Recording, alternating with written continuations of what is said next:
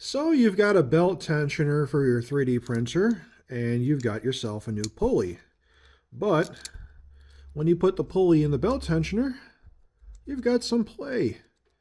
You've got wiggle. You don't want wiggle. You want it to be centered without it being restricted in any way. So what you do is you get yourself some precision shims. These shims are 0.2 millimeter in thickness. Now the question is, how exactly do you get those shims in something like a captive design? It's a little difficult to just stack them. It's pretty unrealistic, but there's a very simple way you can do this. And all you need is fishing line. In fact, the cheapest, weakest fishing line that you can find is actually the best for this situation. So here's how we do it. So first, what we do is we find the hole that the bolt goes in cleanly, the one that does not have threads. And what we're going to do is take one end of the fishing line and we're going to feed it through that hole. And then we're going to grab it like this. Some of you might already see what I'm about to do. Next, this is where we add our shims. In my case, I'm pretty sure that I need 5 shims on each side.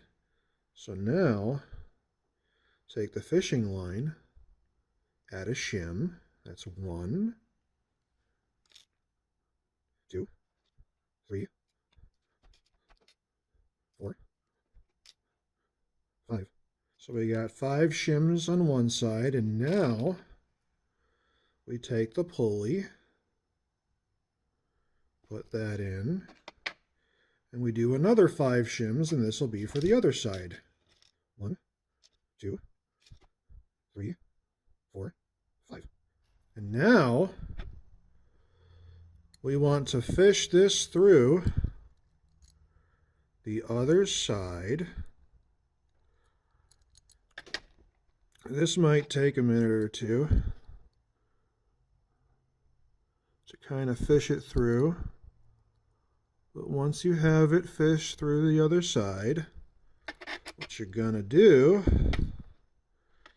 is pull both ends just like that. And now you mostly have it lined up. We're not quite done yet though. Looking through the hole, you'll notice some of the shims are not quite where you want them to be. So now what we do is we take our screw,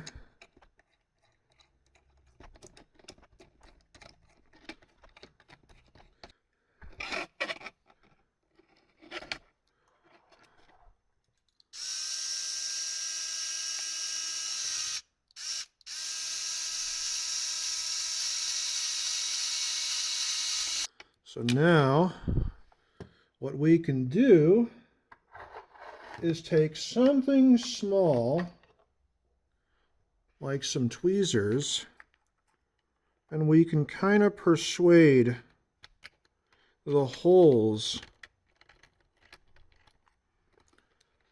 of the shims with the tweezers, and you'll see it's much more lined up now. So we might be able to just twist. And there you go.